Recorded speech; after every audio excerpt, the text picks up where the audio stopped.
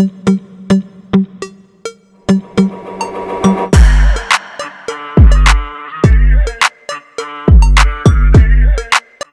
Chip 1000 bu kuchli va zamonaviy sport naked mototsikl bo'lib, u nafaqat shaharda haydash, balki uzun yo'llarda qulaylikni taqdim etadi.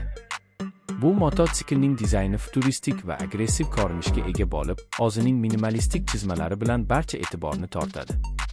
Chip 1000 ilg'or LED chiroqlari, qisqa va keng haydash paneli hamda aerodinamik korpusi bilan haydash tajribasini yangi darajaga olib chiqadi.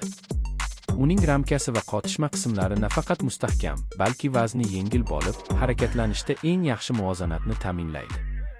Ushbu mototsikl 998 kub santimetr hajmli suyuq sovutish tizimiga ega, 4 silindrli motor bilan jihozlangan. Bu motor 143 ot kuchiga yaqin quvvat beradi va pastdan yuqoriga harakatlanishda silliq va tezkor javobni ta'minlaydi.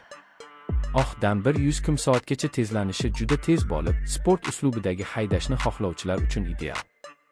Shuningdek, elektron nazorat tizimlari, apps va tortishish tizimi mototsiklni har qanday sharoitda xavfsiz boshqarishga yordam beradi. Chip 1000 ning uzatmalar qutisi 6 pogonali bo'lib, har bir uzatmada aniq va silliq otishni kafolatlaydi. Bu esa yo'l sharoitiga qarab tezlikni boshqarishni osonlashtiradi. Mototsiklning tormoz tizimi old va orqa diskli, yuqori samaradorlik bilan to'xtashni ta'minlaydi. Shu bilan birga haydovchi uchun ishonch hissini oshiradi.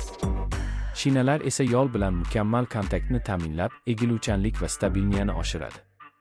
Honda Chip 1000 ning suzish va haydash ergonomikasi ham yuqori darajada. O'tirish pozitsiyasi sportik, ammo uzoq masofalarda ham qulaylikni saqlaydi. Rul va pedal joylashuvi haydovchining qo'l va oyoqlari uchun tabiiy holatda bo'lib, uzoq safarlarda charchashni kamaytiradi. Shuningdek, asboblar paneli raqamli va o'qilishi oson bo'lib, tezkor ma'lumotlarni ko'rsatadi. Yoqilgi tizimi va yonilgi samaradorligi ham muhim jihat hisoblanadi. Chip 1000 tezlikni oshirganida ham yonilgini optimal darajada ishlatadi. Bu esa shaharda va uzun yo'llarda ham iqtis.